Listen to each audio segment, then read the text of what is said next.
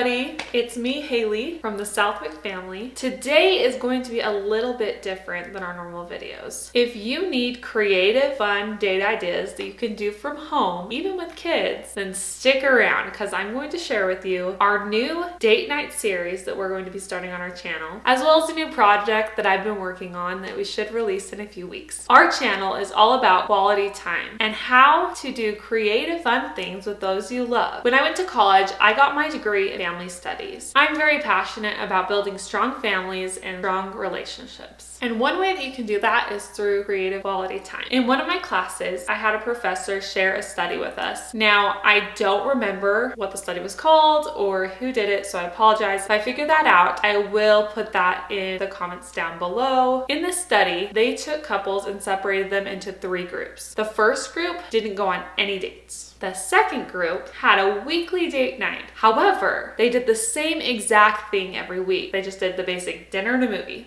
and that's it. The third group did something new and creative each week to have a new experience. At the end of their study, they found that only the third group that did the creative activities increased in their relationship satisfaction. I am a firm believer that creative quality time is one of the best ways to grow closer to your family. Not only do you get to have fun memories with these new experiences, but you also get to learn more about each other. As you do these new things, you might discover new strengths everyone has. You might discover new things about yourself, or maybe it's some weaknesses and how you can help each other out in different areas. It's really fun to have new experiences and to learn and grow together. So that is the main purpose of our channel, is we want to share with you things that we have been doing for years in our family. I love doing creative family activities and creative things with my child, as well as fun, unique dates. Over the years, we have built so many memories and had so many great times, and I'm excited to share those with you. Now, Jared and I, we try to make an effort to have our weekly dates, but like most people, we're not always consistent, and sometimes it's not realistic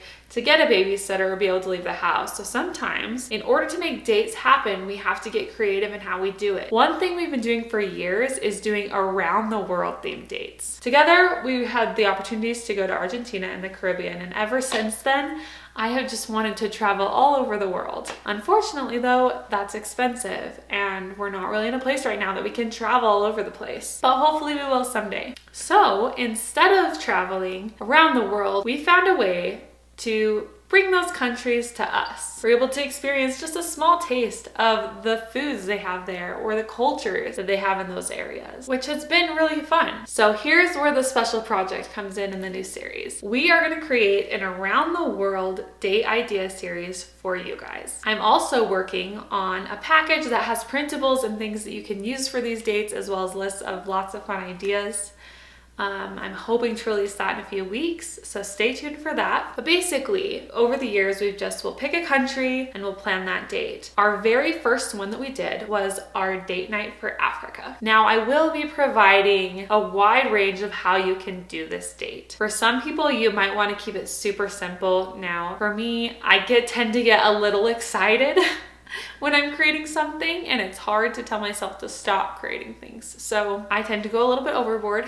So if you're like me and you want to do that, I will have ideas for that as well as a simplified version. But for our first date night when we went to Africa, we were in a basement apartment, just poor college students, didn't have a lot of money. And so what I did was I decided we would go on a safari camp out in our room. I took a big white sheet and draped it over a photography backdrop holder that I had and put that over our bed to make it look like it was a tent. And then luckily, since zebra print was in when I was in high school, I had a big zebra print blanket that was perfect for our safari theme. From there, I just went to the thrift store and the dollar store, got some cheap little zoo safari looking animal figurines and some little greenery that just made it look really fun. I went on Pinterest, I found a recipe for it's like a jerk steak, pepper, onion kebab, something. It said it was an African recipe, recipe. Now it's the internet, so I don't know how accurate it was, but we made a really delicious meal that was fun to try new food. And then I looked up some fun games that kids in Africa play. I was able to find some fun games that kids would play back in the day, it said, with sticks and rocks, and we played those on the floor. I think we learned a traditional African dance, and it was just a lot of fun to experience the culture. Whenever I do an around the world date night, there's a few things I always like to include. Number one, I like to have a food from that area. Some sort of recipe that represents something that's made there. Obviously, us making it versus the people who actually live there, it's probably not as authentic. We don't have the same ingredients and the same like process and stuff, but it's fun to try a recipe from there. The second thing I always like to do is I like to figure out some game or activity that's unique to that area, or come up with something that's related to the history of that area. So for example, when we did our Greece date night, the Olympics originated there, so we did like a mini Olympics as part of the date.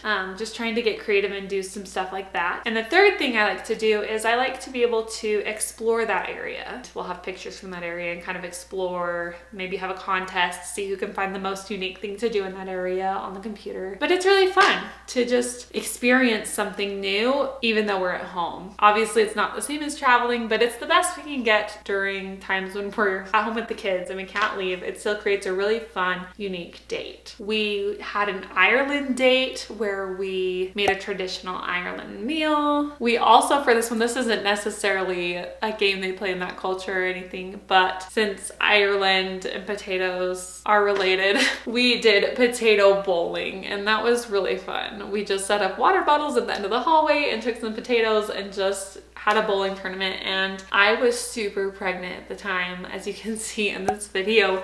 I think RJ was born a few weeks after that. So I mean, super pregnant. Jared was making fun of me the whole time, but it was a lot of fun. When we had our England date night, I couldn't really find a recipe that I was loving that I wanted to try. So I decided to go with the traditional British scone recipe. And then we did kind of like a chopped date night with that, where we each had mystery ingredients and we had to make like an entree scone, a dessert scone, and we had some really good ones. It was a lot of fun. I want you to comment down below any country that you want to visit on your around the world date night. I will use those ideas to help form our series, as well as this project I'm working on that we're going to release. I hope this was an interesting video. I'm sorry it was a little short and it's not our typical content, but before we start this series, I want to get your input and I wanted to introduce you to what's to come. So yeah, thanks for showing up, and if you like this, make sure you like and subscribe, turn on those notifications so you can get all the information on our upcoming series, and we'll see you next time. Bye.